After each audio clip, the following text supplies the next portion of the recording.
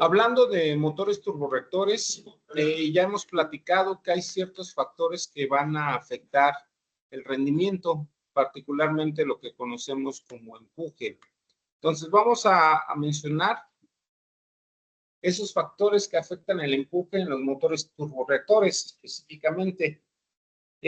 Nosotros comentamos que necesitamos, para generar cierto empuje, acelerar los gases de escape. Entonces, lógicamente, tenemos una velocidad relativa que choca contra la aeronave y ese viento es acelerado en los propios motores. El segundo punto es la altitud y la temperatura. Comentamos que la altitud representa la cantidad de partículas de aire que tenemos en la elevación. Si el aeropuerto es muy elevado, vamos a tener menos partículas de aire, entonces el motor va a tener menos rendimiento.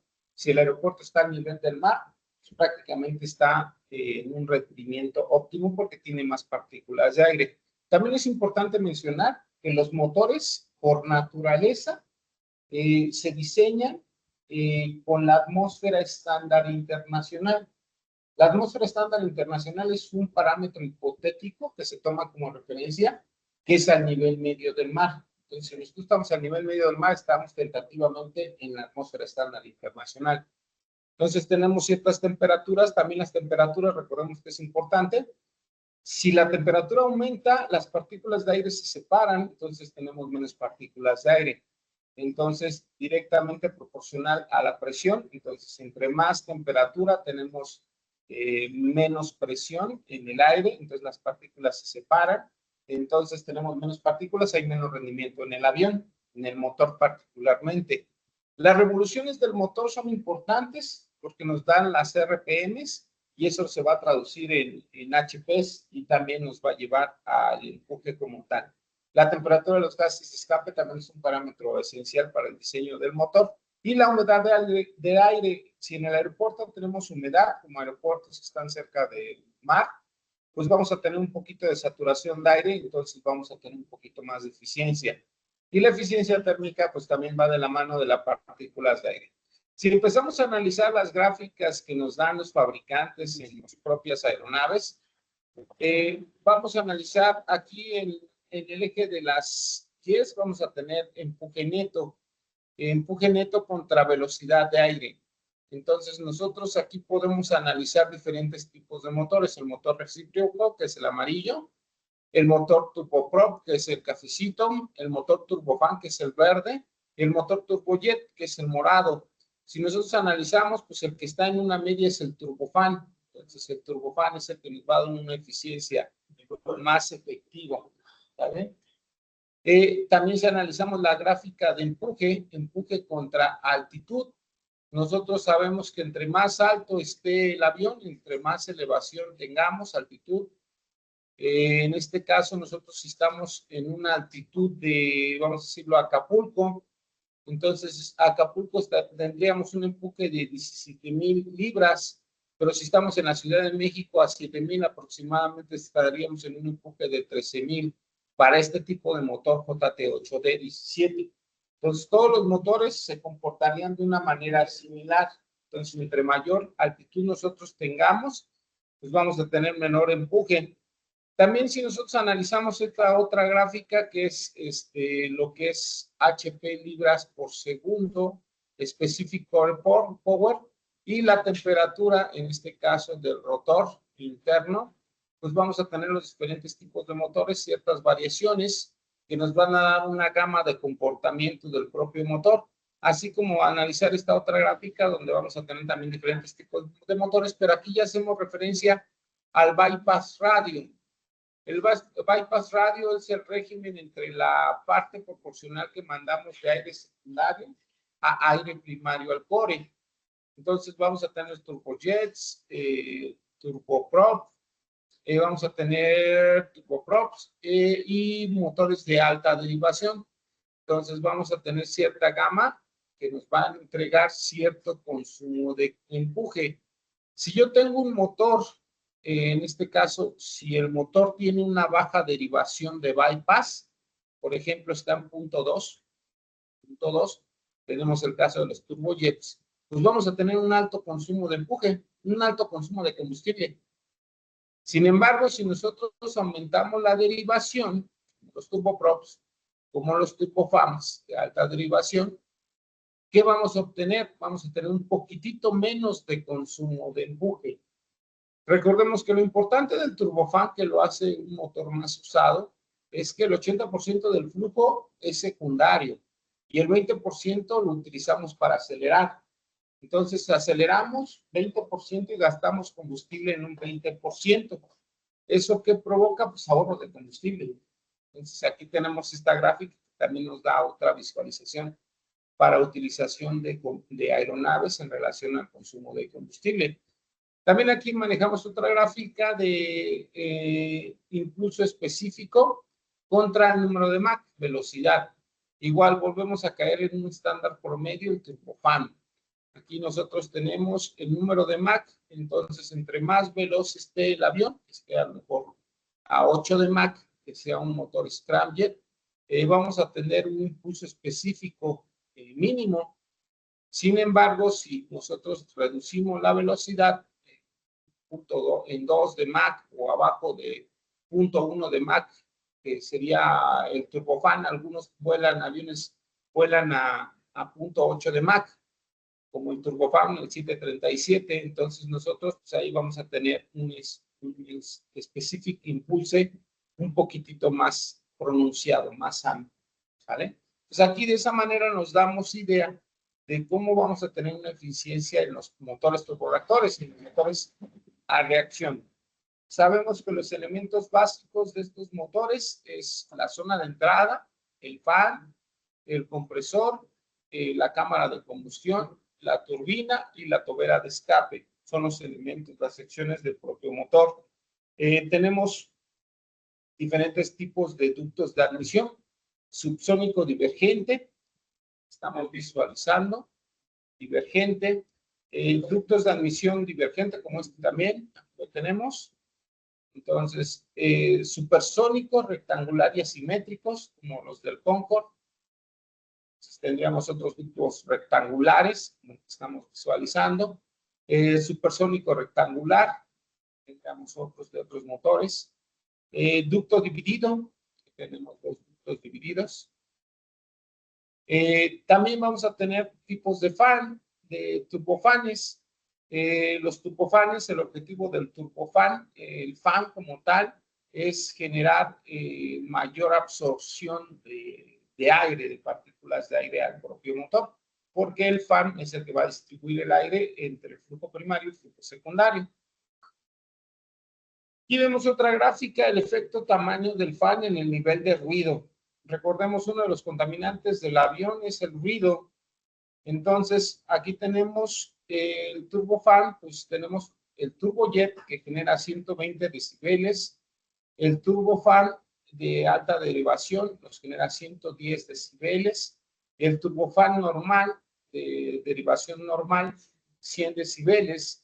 Es importante nosotros, por reglamentación internacional, se tienen que diseñar los motores a ciertos decibeles, porque es un contaminante. En los motores modernos vemos que los aviones tienen ranuras en las toberas de salida, como el motor LEAP del 737 MAX. ¿Y eso qué nos provoca? Pues abatimiento del ruido, generamos un ruido menor que el motor clásico. El turbojet, sí, todavía hay motores viejitos, todavía.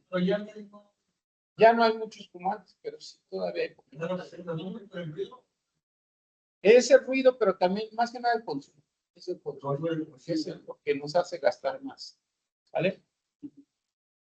También vamos a tener tipos de compresores. El compresor centrífugo, donde entra el aire de un sentido y luego cambia de forma radial.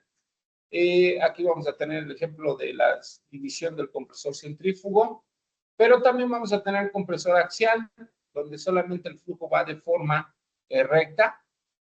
Entonces vamos a tener compresores axiales, compresores centrífugo radiales.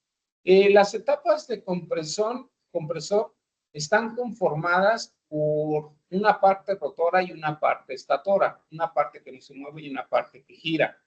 Entonces se denomina etapa a cada uno de los discos álabes, impulsores, centrífugos, que componen a una sección del motor.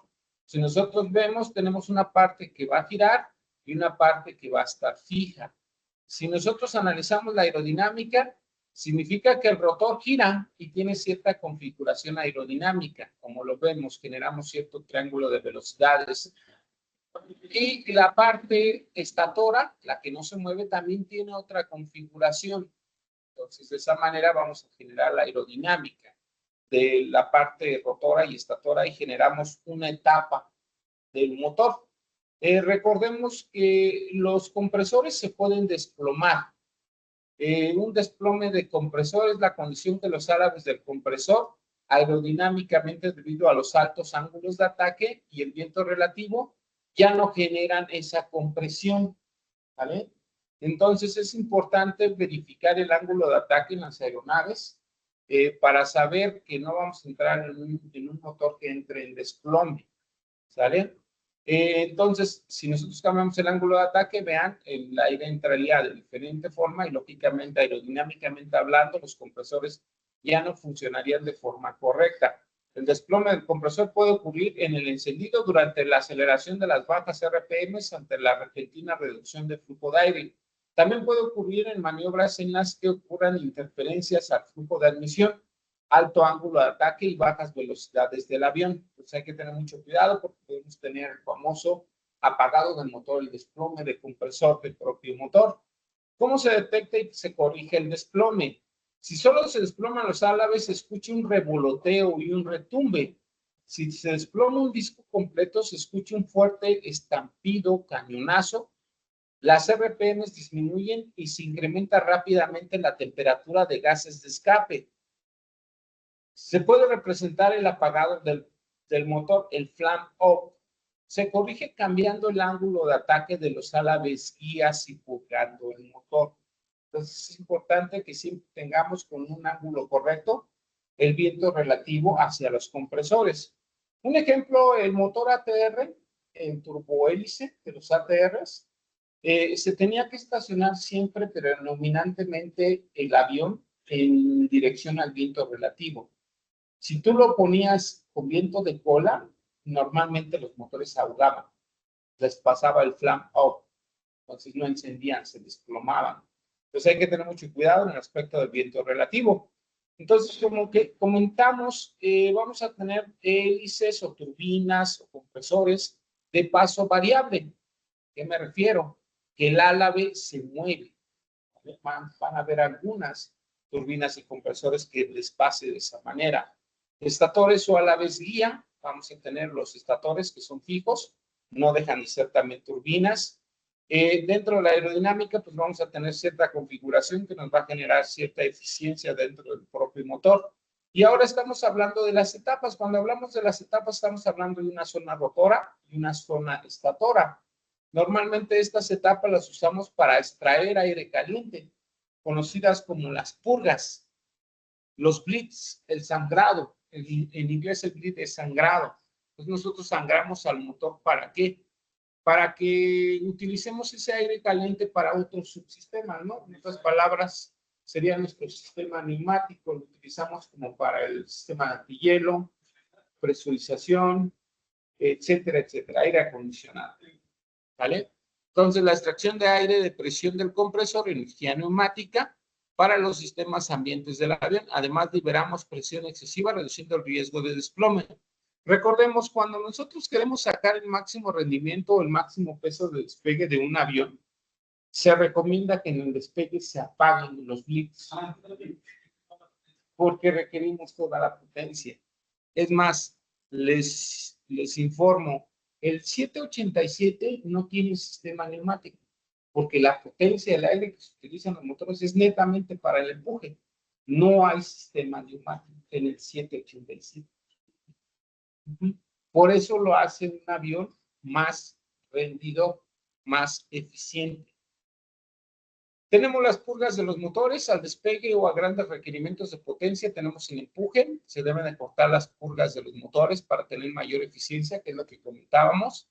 Las purgas del motor pues, nos va a ayudar a sacar un poquitito más de peso. Recordemos, a cierto empuje obtengo cierta velocidad. Y al obtener cierta velocidad genero cierto levantamiento. Y para obtener cierto levantamiento puedo sacar cierto peso. ¿Sale?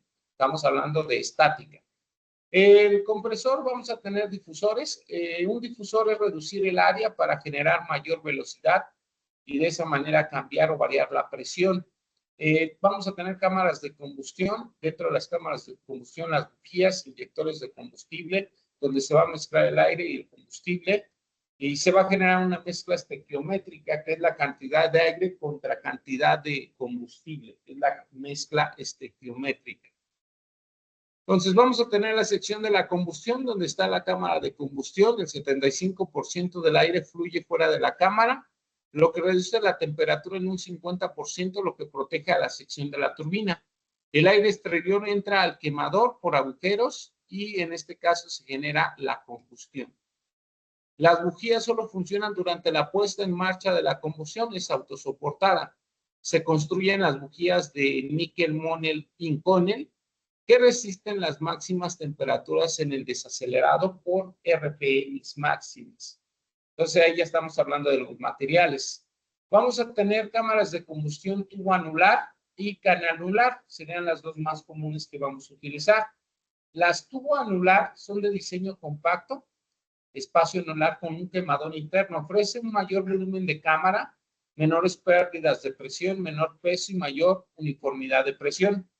Las tipo canalular tienen una combinación de bote y anular, consiste en una cubierta externa de un mínimo de quemadores cilíndricos rodeados en un flujo. Los quemadores están interconectados por tubos, ¿vale?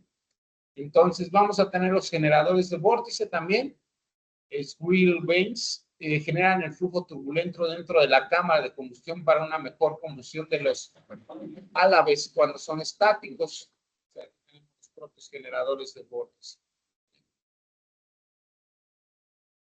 Vamos a tener inyectores. Los inyectores son los que van a inyectar o descargar el combustible.